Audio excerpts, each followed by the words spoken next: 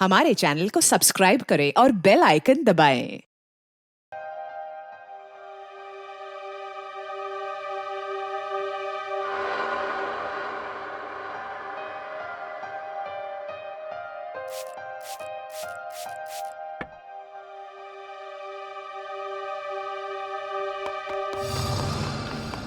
कौन है? कौन है वहां? कौन है यहाँ पर? सामने क्यों नहीं आते?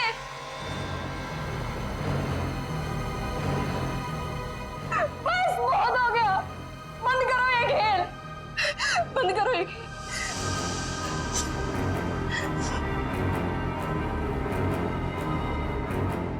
सो भी तो नहीं सकती। अगर सो गई शायद फिर कभी नींद से उठ ही ना पाऊं। जूही, श्रुति, तुमसे कितनी बार कहा कि दरवाजा खटखटा के अंदर आया करो। ओ हेलो मैडम, ये गर्ल्स हॉस्टल है, किसी ऑफिस की बॉस का केबिन नहीं है। तुम नहीं समझोगी। जूही, क्या हुआ तुम्हें? इतनी चिड़चिड़ी और उखड़ी उखड़ी क्यों लग रही हो? जो इंसान 4 दिन से सोया नहीं हो ना, उसका बर्ताव ऐसे ही होगा ना। सोती क्यों नहीं? मैंने कहा था ना तुमसे, वो सिर्फ और सिर्फ सपने हैं, उनका कोई मतलब नहीं है। श्रुति, सिर्फ सपना नहीं है वो। जो मेरे ऊपर बीत रही है वो तेरे पर बीत रही होती तब तुझे मेरी तकलीफ पता चलती। मैं तेरी तकलीफ समझ रही हूँ जूही, लेकिन तू मेरी बात नहीं समझ रही है। जैसा तू सोच रही है वैसा कुछ भी नहीं है। नहीं, चल अच्छा, अब थोड़ी देर आराम कर। चल श्रुति नहीं, अब तो गहरी नींद में सो जा। मेरी बात मान जूही, सो जा थोड़ी देर। मैं नहीं सोऊंगी श्रुति। सो जा जूही, तुझे मुझ पे भरोसा है कि नहीं? है ना? तू अभी आराम से सो जा, मैं तेरे कमरे के बाहर ही हूँ। वो सपने फिर आएंगे श्रुति। नहीं आएंगे। Good night. साल भर पढ़ाई करते तो आज ये नौबत तो ना आती। मुझे बहुत डर लग रहा है यार, कुछ भी तो कंप्लीट नहीं हुआ है। मैं तो श्रुति से ना, श्रुति, पता है मैं तुझे ही ढूंढ रही थी।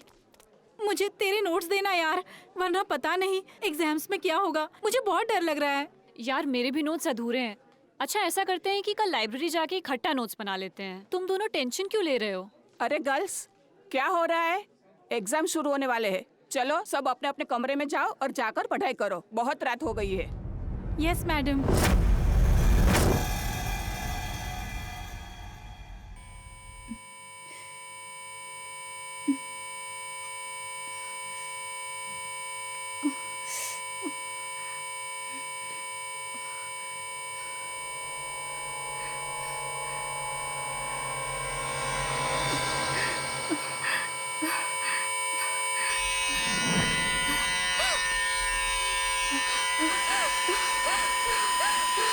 श्रुति, प्लीज हेल्प मी। श्रुति,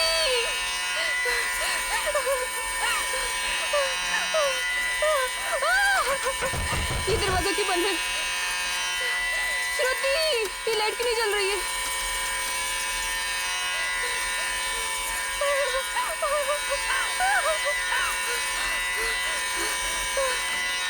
ये खिड़की क्यों जाम है? बंद करो ये आवाज, मेरे कान के पट्टे फट जाएंगे।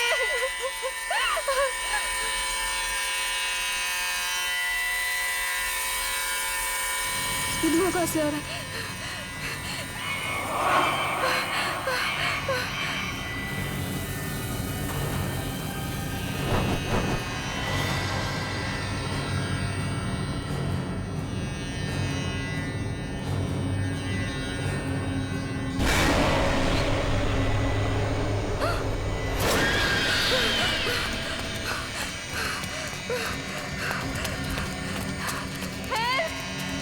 कोई बचाओ मुझे। हेल्प, कोई है? बचाओ, प्लीज हेल्प मी। कोई है? कोई बचाओ मुझे। मत मारो मुझे, मत मारो, मत मारो मुझे, मत मारो।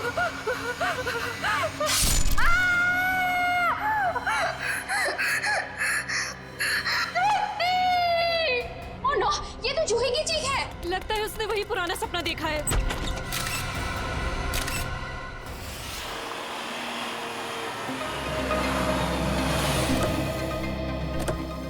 आशिया, क्या पता चला? सर, मरने वाली का नाम जूही है। वैसे भोपाल से है मगर यहाँ MBA की पढ़ाई के लिए आई थी। सर, लगता है जब वो सो रही थी उस वक्त किसी ने चाकू मार के उसका खून कर दिया। श्रेया, जूही का कमरा कहाँ है? सर ऊपर। सर एक और बात, जब उसका खून हुआ उस वक्त उसके कमरे में और कोई भी नहीं।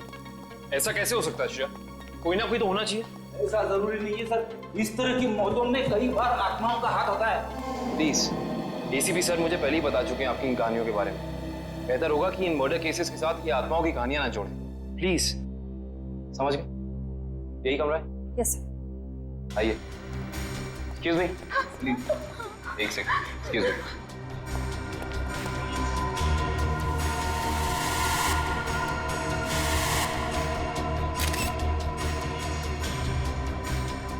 श्रेया, यहाँ पे चाकू का सिर्फ एक ही घाव है। लगता है खूनी ने इतनी जोर से वार किया कि एक ही बार में जूही की मौत हो गई। हाँ सर, हमला भी शायद जूही की नींद में ही हुआ। बेचारी को अपने आप को बचाने का मौका भी नहीं मिला होगा। एक्सक्यूज मी, यहाँ पे सबसे पहले जूही की मौत का पता किसको चला? सर, सबको एक साथ ही पता चला था। हम यहाँ कॉरिडोर में थे, अचानक से जूही के कमरे से चीखने की आवाज आई और अंदर आके देखा तो जूही की जान जा चुकी थी। उस समय कमरे में जूही के साथ और कौन था? सर, उस वक्त जूही के साथ कोई नहीं था। देखिए, आप लोग दोबारा याद करने की कोशिश कीजिए। हो सकता है कोई ऐसा जो उस वक्त भाग निकला हो। सर, भागने का तो सवाल ही नहीं उठता क्योंकि डोर बाहर से बंद था और वो अंदर से। खूनी भागेगा भी तो कहाँ से भागेगा? एक मिनट, ये दरवाजा बाहर से बंद था क्यों? सर, कई दिनों से जूही सो नहीं पा रही थी। अचानक नींद से जाग जाती थी और भागकर अपने कमरे से बाहर आ जाती थी। आज भी कुछ ऐसे ही हुआ। वो सो नहीं पा रही थी, मैंने उसको सुलाया और मैं बाहर आ गई और दरवाजा बाहर से बंद कर दिया। लेकिन इसे नींद क्यों नहीं आ रही थी? सर, कई दिनों से उसे डरावने सपने आ रहे थे। उसे ऐसा महसूस हो रहा था कि उसका सपनों में कोई खून करना चाह रहा है, उसकी कोई जान लेना चाह रहा है। हमें क्या पता था कि उसका सच में खून हो जाएगा। डरावने सपने? मैं कह रहा था ना, ये कोई आत्मा का ही चक्कर है।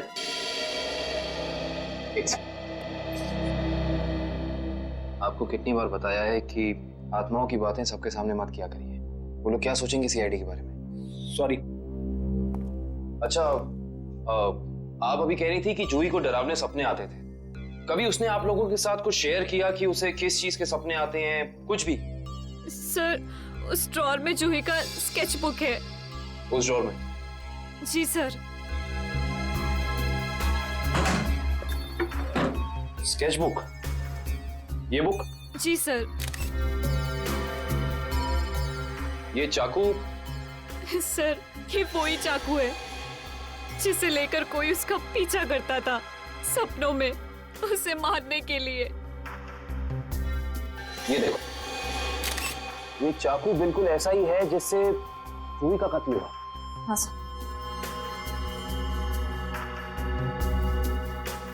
ये सारी ड्राइंग्स जो हैं इस बुक में, ये क्या जूही अपने सपने में देखती थी? जी सर। सर, लगता है ये किसी अंदर वाले का ही काम है जो कमरे के अंदर आसानी से आ सकता हो और जिसे जूही के सपनों के बारे में पता हो। क्या तुम्हारे अलावा और कोई ये स्केचबुक के बारे में जानता था? कोई नहीं। खूनी अगर इस दरवाजे से अंदर नहीं आया तो फिर इस कमरे में आया कहां से? इस बालकनी से। लेकिन बालकनी का दरवाजा तो अंदर से बंद है। अगर खूनी खून करके बालकनी से भागा है तो फिर ये दरवाजा अंदर से बंद कैसे? बालकनी का दरवाजा बंद, कमरे का भी दरवाजा बंद।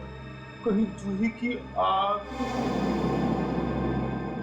ये खूनी यहाँ आया कहां से, ये अभी पता चल जाएगा।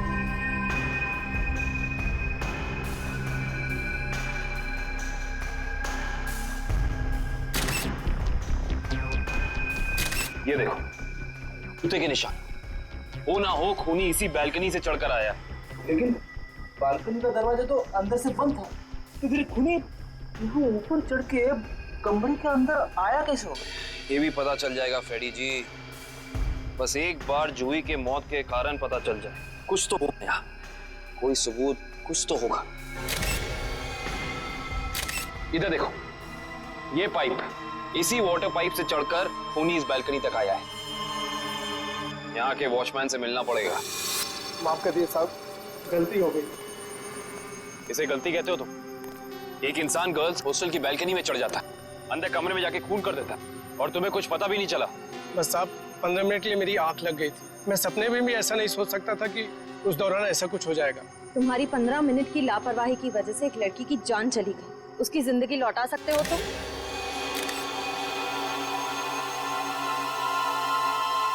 सर, ये जूता यहाँ झाड़ियों में पड़ा हुआ था। जूता यहाँ पे? हो ना हो, ये जूता उसी खूनी का है। सर, ये तो किसी आदमी का जूता लगता है। यानी बालकनी में जो इंसान चढ़ा था वो कोई आदमी था? सुनो, ये जूते को पहचानते हो? नहीं साहब। दोबारा याद करके बताओ, सही से याद करो। कोई इंसान यहाँ आया था जिसने ये लाल जूता पहना था? मैंने नहीं देखा, शायद अंजलि मैडम ने देखा हो, वो हमेशा रिसेप्शन पे बैठती है। ये अंजलि मैडम को बुलाओ, जाओ। जी सर। अगर ये जूता यहाँ है तो कुछ और भी जरूर होगा, ढूंढते हैं।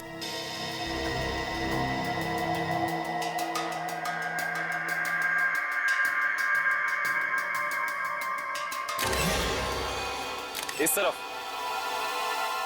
ये जूतों के निशान। एक जूते का निशान थोड़ा गाढ़ा है और दूसरे का हल्का। ये वाला गाढ़ा है। इसका तो एक ही मतलब है, ये जूता जिसका भी है वो इंसान लंगड़ा के चल रहा था। वो लंगड़ा के इसलिए चल रहा था क्योंकि जब वहां बैल्कनी से वो नीचे आया उसे चोट लग गई, फिर वो यहाँ से भागा और यहाँ पे जूता रह गया। हाँ साहब, मैं ही अंजलि हूँ। आपने मुझे बुलाया? जी अंजलि जी, हमें आपसे कुछ सवाल पूछने थे। जी। अंजलि जी, आपने इस लाल जूते को देखा? मेरा कहने का मतलब है किसी इंसान को इसको पहनकर यहाँ आते हुए देखा, लंगड़ाते हुए? हाँ साहब, मैंने देखा था। मनीष लंगड़ाते हुए जा रहा था। मनीष? ये मनीष कौन है? जूही का दोस्त है। अंजलि जी, जब वो यहाँ आया, ये गर्ल्स हॉस्टल है राइट, आपने उसको रोका नहीं? मैंने उसे रोका पर वो रुका ही नहीं। और क्या? मनीष अक्सर जूही से मिलने हॉस्टल आया करता था, पर कुछ दिनों से उन दोनों के बीच में अनबन चल रही थी। किस बात को लेकर अनबन चल रही थी? मुझे उस बारे में कुछ पता नहीं। कोई बात नहीं, अब तो इस बारे में हम मनीष से ही पूछ लेंगे।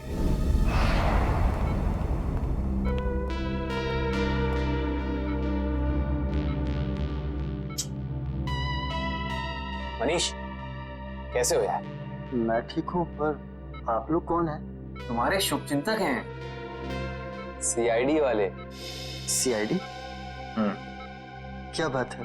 क्या मेरी जान को किसी से खतरा है क्या? सुना आपने? खुद एक बेचारी लड़की को मार के खटिया पे लेटा पड़ा है और पूछ रहा है कि मेरी जान को कोई खतरा तो नहीं है। ये क्या कह रहे हैं आप? मैंने किसी की जान नहीं ली। मनीष, ये पाँव में चोट कैसे लगी तुम्हें? वो मैं सड़क पार कर रहा था तो एक बाइक वाले ने टक्कर मार दी मुझे। सड़क पार कर रहा था बेचारा, टक्कर मार दी? वैसे ये हादसा हुआ कहाँ? MI रोड पे, जीपीओ के सामने। जीपीओ के सामने? तभी तो। वैसे अगर ऐसा था तो ये लाल रंग का जूता जो तुम्हारा है, हमें पता है जीपीओ के सामने मिलना चाहिए था। पर कमाल की बात देखो, ये जूता हमें सुर्निमा गर्ल्स हॉस्टल के बाहर मिला। कैसे? मेरा जूता वहां कैसे पहुंचा? देखो मनीष, हमसे झूठ बोलकर कोई फायदा नहीं है। सच निकालने के और कई तरीके आते हैं। बेहतर होगा हमें सब सच बता दो। क्यों मारा तुमने जूही को? क्या जूही की मौत हो गई? खून हो गया उसका। क्यों गए थे तुम वहां? देखिए, मैं जूही के बालकनी में गया जरूर था, लेकिन मैंने जूही को नहीं मारा। इतनी रात को तुम वहाँ क्या करने गए थे मनीष? मुझे उससे बात करनी थी। ऐसी कौन सी बात थी जो तुम दिन के उजाले में नहीं कर सकते थे, जिसके लिए तुम्हें रात के अंधेरे का सहारा उठाकर चोरों की तरह पाइप से चढ़कर उसकी बालकनी तक जाना पड़ा? मैं उससे माफी मांगना चाहता था। दरअसल मैंने उसके दोस्ती को प्यार समझने की गलती की थी, लेकिन जब मैं वहां पहुंचा तो मैंने देखा कि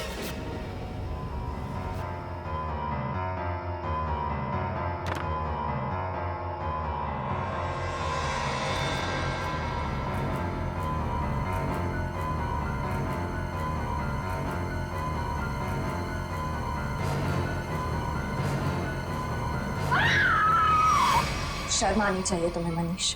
उसकी मदद करने की बजाय तुम वहां से भाग गए। यही है तुम्हारा प्यार? अगर किसी ने वहां मुझे देख लिया होता तो इल्जाम तो मुझे पर आता ना। देख तो तुम्हें लिया ही था। अंजलि जी ने तुम्हें रोकने की कोशिश भी की पर तुम रुके नहीं। ये सब छोड़ो, हमें ये बताओ कि जब तुम वहां थे तो उस वक्त कमरे में और कौन था? मैंने वहां किसी को नहीं देखा। हेलो, क्या एक और खून? कहां पे?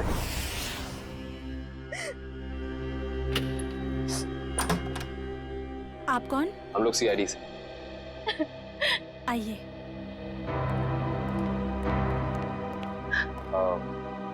आप कल की जी है ना? जी, मैंने ही आपको फोन किया था। मेरी सहेली मीरा का खून हो गया है। उसकी लाश ऊपर उस कमरे में पड़ी है।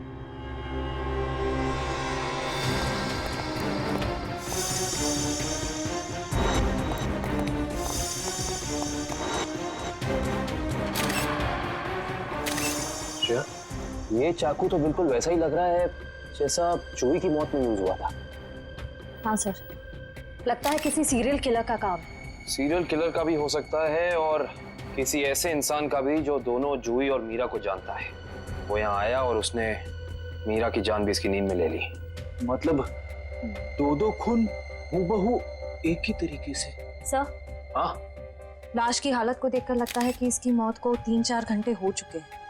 3-4 घंटे? लेकिन श्रेया, जूही की मौत को भी तो 3-4 घंटे ही हुए हैं। एक खूनी एक ही वक्त पे दो जगह पे कैसे हो सकता है? मैं तो कह रहा हूँ जरूर ये किसी आत्मा का ही चक्कर है। रेडी प्लीज, ये किसी आत्मा का चक्कर नहीं है। ये उस खूनी के किसी साथी या रिश्तेदार का चक्कर भी हो सकता है।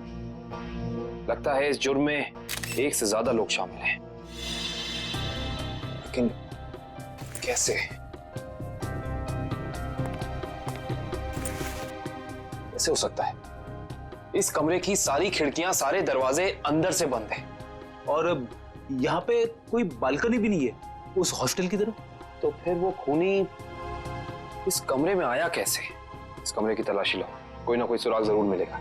श्रेया, इसकी फोटो एल्बम और फोन डायरीज चेक करो। हो सकता है जूही और मीरा के बीच में कोई ना कोई कनेक्शन मिल जाए हमें। Sir, ready? एम्बुलेंस को फोन करो बॉडी ले जाने के लिए। मुझे नीचे इसकी दोस्त से कुछ सवाल पूछने हैं।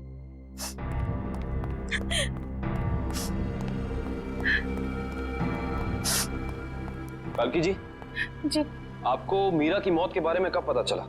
रात को मैं काफी देर से ऑफिस से लौटी तो मैं इस कॉरिडोर से गुजर रही थी कि तभी मुझे मीरा के चीखने की आवाज सुनाई दी। मैं दौड़ती हुई उसके दरवाजे तक आई।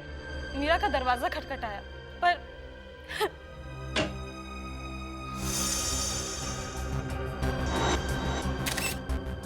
फिर क्या हुआ? मेरा मतलब जब आप यहाँ आई तो ये दरवाजा खुला था कि बंद था? दरवाजा बंद था तो मुझे वॉचमैन को बुला के दरवाजा खुलवाना पड़ा।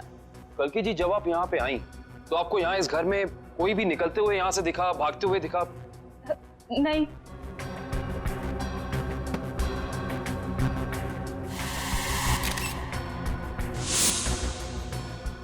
कालकी जी, आपकी दोस्त मीरा काम क्या करती? बैंक की एरिया मैनेजर थी वो, और 2 साल पहले उसका तबादला हमारे शहर में हुआ था। तबादला? हाँ श्रेया, क्या पता चला? सर, मरने वाली का नाम जूही है। वैसे भोपाल से है मगर यहाँ MBA की पढ़ाई के लिए आई थी। क्या ये तबादला भोपाल से यहाँ हुआ? जोधपुर से। पर क्यों सर? आपकी दोस्त मीरा किसी जूही नाम की लड़की को जानती थी?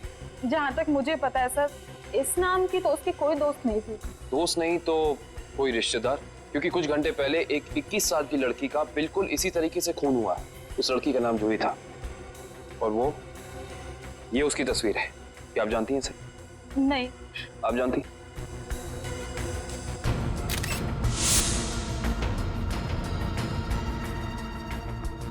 ये क्या हो रहा है हमारे शहर में? आम आदमी तो बिल्कुल भी सुरक्षित नहीं है। कल्कि जी, आपको किसी पे शक है? I mean, आपकी दोस्त मीरा की किसी से कोई दुश्मनी, कोई अनबन? उसका कोई दुश्मन नहीं था सर। मीरा तो बहुत ही सुलझी हुई लड़की थी।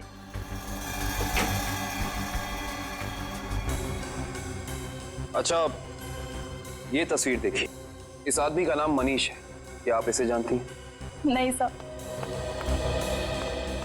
सर, आशा, मैंने मीरा के सारी डायरीज, सारे एल्बम्स चेक किए।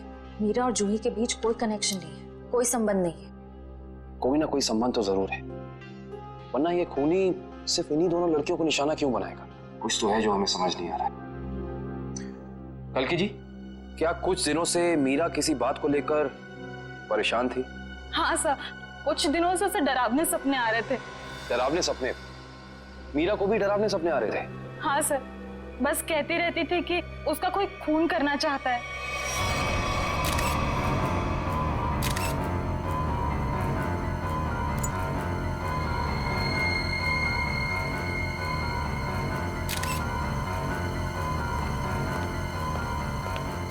ये कैसे हो सकता है सर? जूही और मीरा को ठीक एक तरीके के सपने कैसे आ सकते हैं?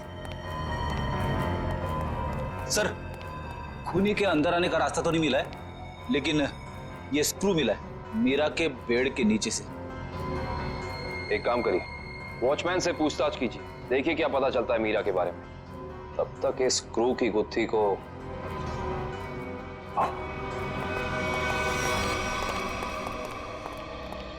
करण, रेडी को ये स्क्रू कहाँ मिला था? सर वहां उधर। इधर? ये स्क्रू हाँ आया कैसे होगा? हाँ ले आओ, संभाल के। इश्ता, श्रेया, संभाल के।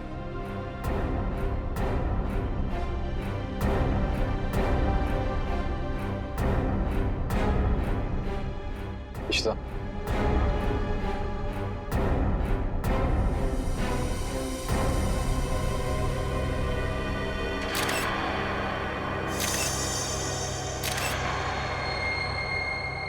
ये बात है। क्या हो सर? ये देख रही हो सीलिंग फैन? अब ये सीलिंग फैन इस स्क्रू की गुत्थी को सुलझाएगा। करण, समझ गया सर।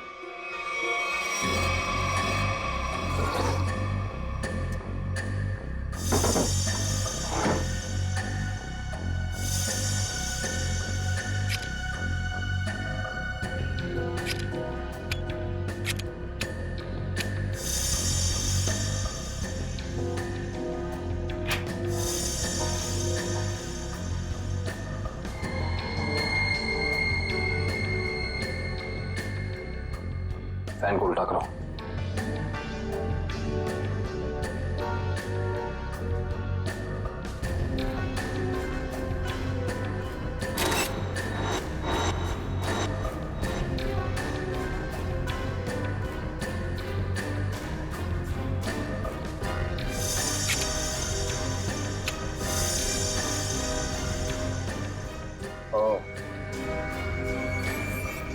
सर यानी ये स्क्रू इस फैन का है? हाँ श्रेया, किसी ने इस फैन के साथ छेड़खानी की है, अभी पता चल जाएगा।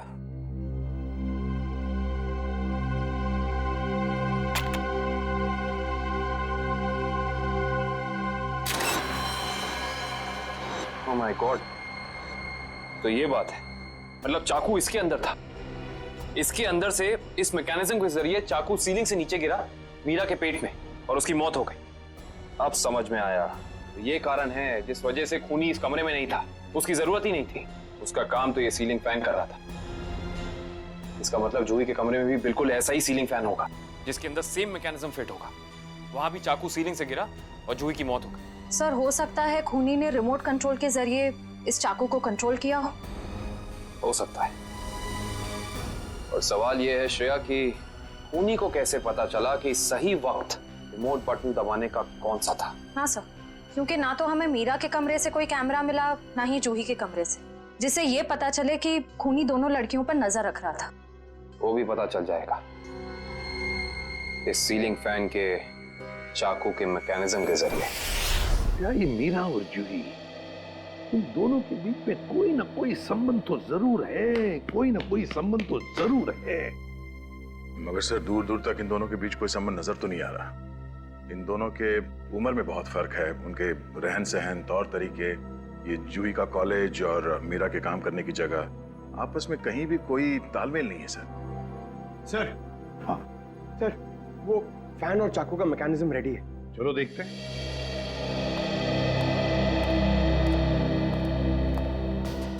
पंकज, रिमोट ऑन करो।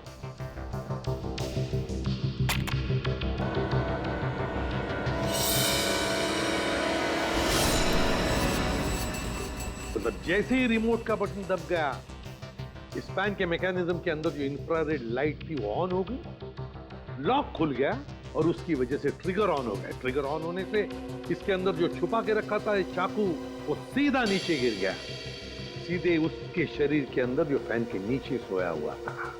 मगर दया, एक बात है, ऐसे मैकेनिज्म की जो रिमोट होते हैं, वो रिमोट ज्यादातर 50 मीटर की दूरी के अंदर ही काम कर सकते हैं।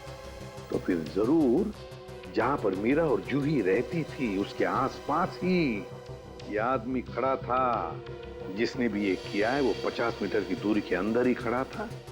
वहां से उसने रिमोट चलाया और खून कर दिया मीरा और जूही का। और फिर वो सपने, वो एक जैसे सपने जो मीरा और जूही दोनों की नींद में आते थे, ऐसे सपने तो जानबूझकर ही डाले जा सकते हैं, प्लान करके डाले जा सकते हैं, मगर उसके लिए जरूर कोई तो ट्रिगर होना चाहिए। सर, हाँ, जूही के कमरे में लगे पंखे में भी ठीक ऐसा ही मैकेनिज्म मिला है। और तो और जूही और मीरा दोनों के कमरों में 1 हफ्ते पहले इलेक्ट्रिकल वायरिंग का कुछ काम हुआ था। जूही और मीरा दोनों के घर में, दोनों के कमरों में 1 हफ्ते पहले इलेक्ट्रिकल वायरिंग हुई थी। कहीं ऐसा तो नहीं कि वही इलेक्ट्रिशियन है जिसने दोनों के घरों में इलेक्ट्रिकल का काम कर दिया और फिर खून भी उसी ने किया? पता लगाना पड़ेगा इस इलेक्ट्रिशियन के बारे में।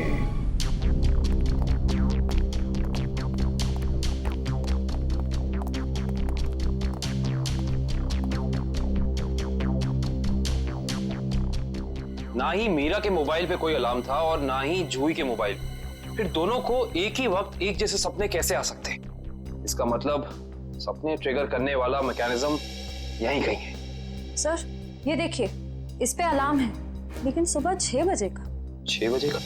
पर मीरा की मौत तो 3 बजे हुई थी, तो सपने शुरू करने का ट्रिगर लगभग 1 या 1.5 के बीच का होना चाहिए। यह भी तो हो सकता है कि किसी ने मीरा को सम्मोहित कर दिया।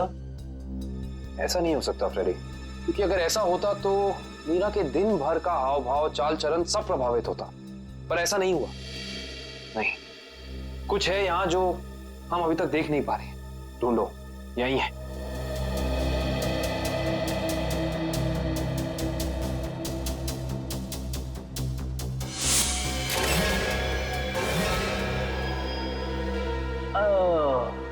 ये देखो, टीवी के पीछे ये बॉक्स लगा हुआ था। बॉक्स? कहीं ये ट्रिगर मैकेनिज्म इस बक्से के अंदर तो नहीं फिक्स किया हुआ है?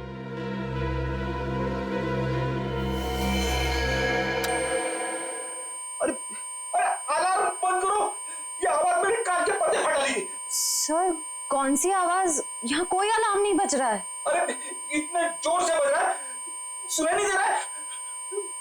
बंद करो। हाँ, बज तो रहा है, लेकिन बहुत धीमी आवाज में। बंद करो, बंद करो। बंद हो। Thank you.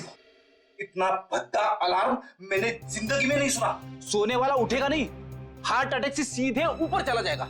मगर सर, अलार्म की आवाज सिर्फ आपको कैसे सुनाई दी? हो सकता है श्रेया, क्योंकि ये लो फ्रीक्वेंसी अलार्म है। श्रेया, ये सिर्फ उन लोगों को सुनाई देता है जिनकी साउंड टॉलरेंस और सुनने की शक्ति इसकी ध्वनि से मेल खाती हो। यानी फ्रेडी सर की तरह जूही और मीरा भी इस अलार्म की आवाज को सुन सकती थी। वो ये बात नहीं जानता था।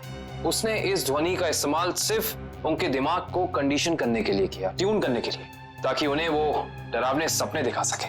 लेकिन डरावने सपनों का कोई संबंध ही नहीं था इस मौत से। अगर वो चाहता तो बिना सपनों के भी मार सकता था उन्हें। मार सकता था, पर शायद वो ऐसा चाहता नहीं था। खूनी अपने शिकार के साथ खेलना चाहता था, तड़पाना चाहता था, फिर उनकी नींद में उन्हें एक गहरी मौत देना चाहता था। इंटरेस्टिंग। करण, कल की को बुला के लाइए। गो। ये देखो।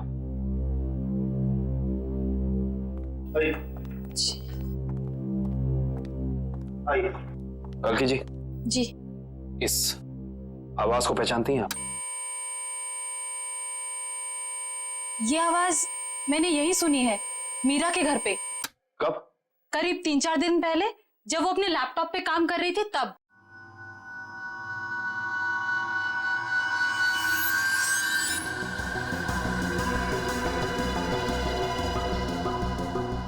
आपको मीरा के लैपटॉप का पासवर्ड पता है?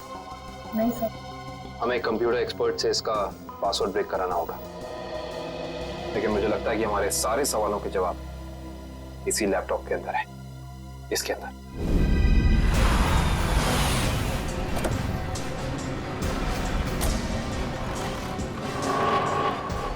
भाई साहब, हम लोग सीआईडी से। सीआईडी से? क्या हुआ साहब? हमें पता लगा है कि पिछले हफ्ते आपका एक इलेक्ट्रिशियन वायरिंग करने के लिए इस एड्रेस पे गया। हाँ साहब, गया तो था, पर हुआ क्या? इन दोनों जगहों पे एक-एक खून हुए और हमें शक है कि ये खून आपके इलेक्ट्रिशियन ने किया है। मेरे इलेक्ट्रिशियन? हाँ, और वो भी पंखे में चाकू फिट करके। अरे बाप रे, पंखे में चाकू? जी हाँ, और आप ये बताइए कि इन दोनों जगहों पे आपका कौन सा इलेक्ट्रिशियन गया था? मंगेश गया था सर, पर आज वो आया नहीं। इस मंगेश का एड्रेस तो है ना तुम्हारे पास? हाँ, मंगेश का एड्रेस लेके ना। सर, वो लैपटॉप का और ईमेल का पासवर्ड खुल गया। Very good job, thank you very much. काबिन, जरा लैपटॉप चेक करो। जी। देखो वो ऑडियो फाइल है क्या इसमें, जिससे सपने आते थे उसे?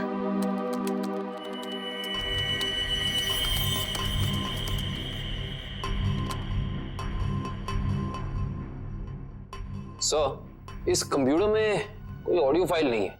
हाँ, लेकिन मीरा के ईमेल अकाउंट में एक वीडियो फाइल दिख रही है। Video file? खोलो खोलो इसे जरा।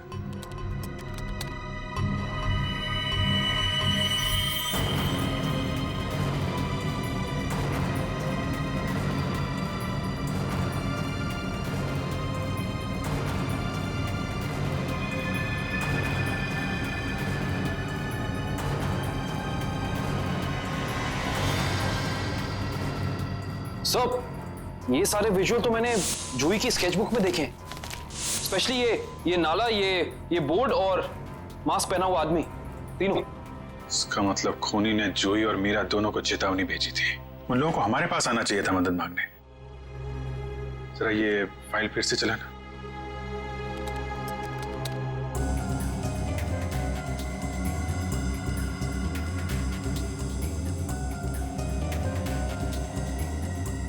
पॉज।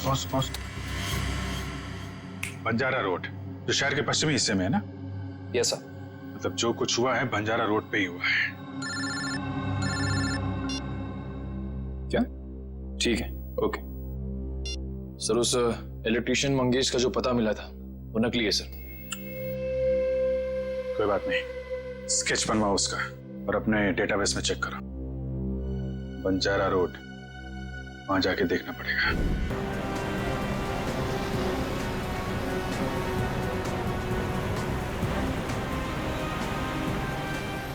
आराम से पंकज, आराम से।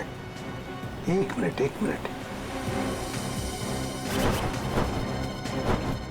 यह है ना एक सूखा नाला है और वो रहा पेड़।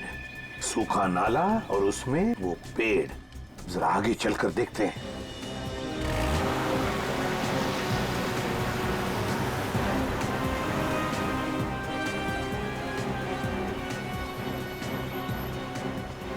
एक मिनट पंकज, एक मिनट। बंजारा रोड, मतलब हम सही रास्ते पे हैं।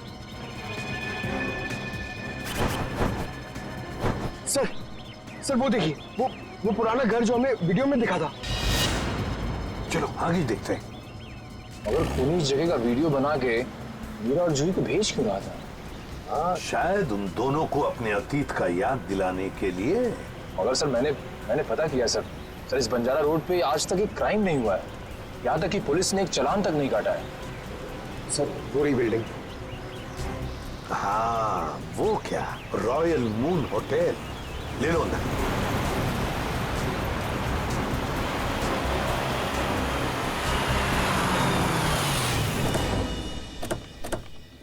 हाँ, इलेक्ट्रिशियन का स्केच मैच नहीं हो रहा है। तो कोई बात नहीं, ठीक है। Welcome sir. कहिए मैं आपकी क्या सहायता कर सकता हूँ? हम लोग सीआईडी से हैं। दरअसल एक केस के सिलसिले में कुछ पूछताछ करनी थी आपसे। सीआईडी? बाबू पूछिए, क्या पूछना चाहते हैं आप? वैसे जरा बताइए, कुछ दिन पहले क्या आपके होटल के बाहर कोई किसी तरह की वीडियो शूटिंग कर रहा था? शूटिंग?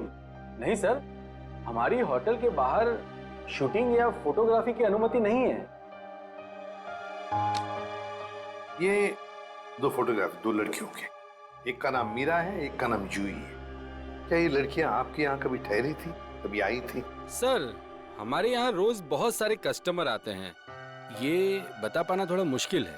मैं समझ सकता हूँ, लेकिन हो सकता है आपके रिकॉर्ड में हो कुछ इनके बारे में। जरा देखिए। अलका जरा रिकॉर्ड्स चेक करना। सर। हाँ सर, ये दोनों गेस्ट हमारे होटल पे रुके थे पिछले साल 17 मई 2013। 17 मई 2013 मतलब एक साल पहले। तो क्या एक साथ आई थी या अलग अलग? नहीं, अलग अलग। सर, इन दोनों के पास शहर में रहने के लिए जगह है, एक घर में रहती है और एक हॉस्टल में रहती है। फिर ये दोनों यहाँ किस लिए आई थी? कोई तो वजह होगी ना पंकज, कोई तो वजह होगी। क्या आपका रिकॉर्ड देख सकता हूँ 17 मई 2013 का? Sure sir. 17 मई 2013 काफी सारी लड़कियां आई थी उस दिन आपके होटल में। कोई फंक्शन वगैरह था क्या? हाँ सर, हो सकता है, क्योंकि हमारे होटल के पास में एक कम्युनिटी हॉल है, वहाँ आए दिनों फंक्शंस होते रहते हैं। अच्छा, कस्टमर का नाम रवि, 5 टैक्सीज बुक की थी उसने, 5। हाँ सर, ये एक नारी सेवा केंद्र चलाता है, मुस्कुराहट नाम है एनजीओ का। और वो अभी भी इसी होटल में ठहरा हुआ है सर। रवि इस वक्त आपके होटल में ठहरे हैं? पास वाले कम्युनिटी हॉल में जो फंक्शन चल रहा है, रवि का ही एनजीओ का फंक्शन हो सकता है। रवि सर, मैं आपका जितना भी शुक्रिया अदा करूं उतना कम है। आप सोच नहीं सकते, ड्रग्स के नशे से मुक्ति मिलने के बाद मैं जिंदगी के ऐसे ऐसे रंग देख रहा हूं जिन्हें ड्रग्स के नशे ने अंधकार में डाल दिया था। वेरी गुड मिश्रा, लेकिन इसमें मुझे शुक्रिया कहने की कोई जरूरत नहीं। ये सब तुम्हारे धैर्य और दृढ़ इच्छा शक्ति का कमाल है। हाँ, लेकिन अब उस सफेद जहर को कभी पलट कर भी देखना मत। हाँ? Okay sir. माफ कीजिएगा रवि जी, आपको मैं इंटरप्ट कर रहा हूँ, लेकिन ये जरूर कहूंगा कि आप बहुत ही अच्छा काम करते हैं, बहुत ही पुण्य का काम करते हैं हमारे देश के नौजवानों को ड्रग्स में से बाहर निकाल कर। सर, आप एसीपी प्रद्युम्न है ना सर? जी हाँ, मैं एसीपी प्रद्युम्न। सर, हमने बहुत किस्से पढ़े हैं सर आपके बारे में, और तभी से आपसे मिलना चाहता था सर, लेकिन अब आप सर बैठे क्यों सर, प्लीज। सर क्या लेंगे सर आप? चाय, कॉफी, कुछ? एक ठंडा लेमन आइस टी। जी, ठंडा लेमन आइस टी तो नहीं मिलेगी, साधारण चाय चलेगी। रवि जी, हमें कुछ नहीं चाहिए, कुछ नहीं चाहिए, थैंक यू वेरी मच। बस एक जरूरी काम है आपके पास। 2 लड़कियों के बारे में हम कुछ इंफॉर्मेशन चाहते हैं। कौन सी 2 लड़कियां सर? ये जूही और ये मीरा। क्या आप बता सकते हैं कि पिछले साल ये दोनों आपके इस एनजीओ में आई थी? जूही और मीरा? हाँ सर, ये सर आई थी दोनों यहाँ पर। एक्चुअली सर, इन्हें भी ड्रग्स के नशे की बुरी लत पड़ गई थी सर, इसलिए ये दोनों आई थी यहाँ हमारा सेमिनार अटेंड करने के लिए। लेकिन सर, इस बात को तो करीब 1 साल हो गया है। अब इनके बारे में पूछताछ। इन दोनों लड़कियों का खून हुआ है। क्या खून हो गया? लेकिन सर कैसे, किसने किया सर? बस वही पता लगाना है, इसलिए हम चाहते हैं कि अगर आपको इन दोनों के बारे में कोई खास बात मालूम हो, कोई यादें हो आपके पास इनके बारे में, तो मदद हो जाएगी हमारी तहकीकात करने में। कोई खास बात इस वक्त तो याद। हाँ सर, याद आया सर, एक लड़की थी मोनिका, इन दोनों को उसकी चिंता बहुत सताती रहती थी सर। मोनिका? जी। क्या वो भी यहाँ आपके ड्रग रिहैबिलिटेशन सेंटर में आई थी? आई तो थी सर यहाँ पर, लेकिन वो ड्रग्स के खिलाफ अपनी लड़ाई जीत नहीं पाई सर। दरअसल सर, 1 साल पहले अपनी बिल्डिंग की छत से कूदकर उसने आत्महत्या कर ली थी सर, ड्रग के नशे में। मोनिका ने आत्महत्या कर ली? जी सर। उसका पता तो होगा ना आपके पास? जी सर, मोनिका का एक ही सगा भाई है, अमित। मोनिका की मौत के बाद सारी प्रॉपर्टी, सारी जायदाद उसी के नाम हो गई। तो क्या मोनिका के भाई ने प्रॉपर्टी के लिए अपनी बहन का खून किया? ये भी तो हो सकता है कि मोनिका ने आत्महत्या की हो। मैंने कहा ना, काम हो जाएगा। जी कहिए। आपका नाम अमित है? जी हाँ। मगर आप लोग? सीआईडी, मोनिका के बारे में कुछ सवाल करने थे आपसे। ओह, 1 साल हो गया मेरी बहन को मरे, लेकिन अब भी कोई ना कोई आकर मेरे पुराने जख्म को रहता रहता है। पूछिए, क्या पूछना है आपको? देखिए अमित जी, हम आपका दुख समझ सकते हैं, मगर क्या करें, 2 खून हुए, इसलिए आपकी बहन के बारे में कुछ सवाल करने आए हम लोग। 2 खून? मगर किसके? जूही और मीरा का। ये दोनों आपकी बहन मोनिका के दोस्त थे ना? हाँ, बदकिस्मती से ये मेरी बहन के दोस्त थे। बदकिस्मती से? क्यों? वैसे तो मीरा और जूही तुम्हारी बहन की बहुत फिक्र करते थे। अगर सच में उन्हें मेरी बहन की फिक्र होती तो वो फिर से उसे ड्रग्स की खाई में ना धकेलते। क्या वो दोनों फिर से मोनिका को ड्रग्स की लत लगाना चाहते थे? हालांकि वो दोनों खुद ड्रग्स से छुटकारा पाना चाहते थे। मुझे नहीं पता कि वो आदत से छुटकारा पाने आए थे या दोबारा ड्रग एडिक्ट्स को बढ़ावा देने, लेकिन इस काम में एक और भी था उनके साथ। हाँ, विशाल। विशाल? ये विशाल कौन? विशाल जूही और मीरा को ड्रग्स देता था और ये बात मोनिका जान गई थी, लेकिन जब लोगों को पता चला कि मोनिका को उनका राज पता है तो उन्होंने उसे फंसाने के लिए उसके बैग में ड्रग्स डाल दी। वो पकड़ी गई, उसके ऊपर पुलिस केस भी हुआ। वो ये सदमा बर्दाश्त नहीं कर सकी और उसने आत्महत्या कर ली। सर, कोई तो है जो मोनिका की मौत का बदला ले रहा है। जूही और मीरा पहले ही मर चुकी हैं। अब अगला नंबर शायद विशाल का।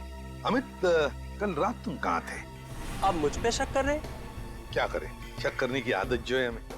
और फिर तुम तो अपनी बहन के सबसे करीबी हो ना। मुझसे ज्यादा करीबी तो उसका मंगेतर था, रणविजय। दोनों ने जन्मों जन्मों तक साथ रहने की कस्में खा रखी थी। रणविजय? ये रणविजय यही है ना? हाँ, यही तो है वो, लेकिन रणविजय का स्केच आपके पास कैसे? हो सकता है मीरा, जूही और मोनिका की मौत का राज रणविजय जानता हो। Thank you Ranvijay. सर, वो रहा विशाल का घर।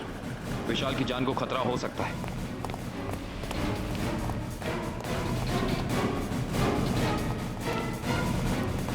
सर, लगता है रणविजय पहले ही पहुंच चुका है।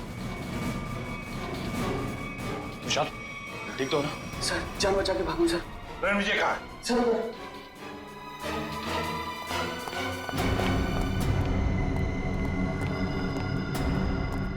यहाँ तो कोई भी नहीं है। सर, शायद यहाँ से भागा होगा।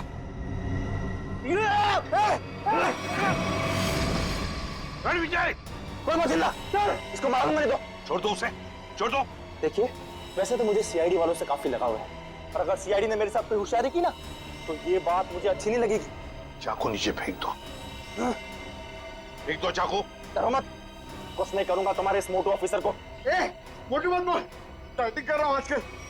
देखो, मुझे अपना काम करने दो। बेवकूफी मत करो, नहीं बच पाओगे तुम। अरे बचना किसको है? एक बार मैं इस विशाल को मार दूं, भले मुझे फांसी हो जाए, फिर मुझे मंजूर है।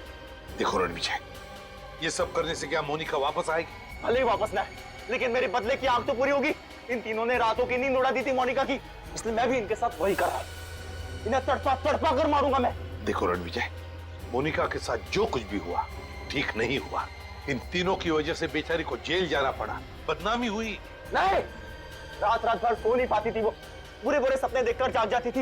ये विशाल ने मोनिका का बंजारा रोड पे पीछा किया था उसे मार डालने के लिए, इसलिए मैंने भी इन्हें पहले बुरे बुरे सपने दिखाए और अब मैं इन्हें मौत की नींद सुला रहा हूं। रणविजय, ये तुम क्या करने जा रहे हो? विशाल को उसके किए की सजा कानून देगा। अरे कानून का क्या? प्यार तो मैंने अपना खोया है ना।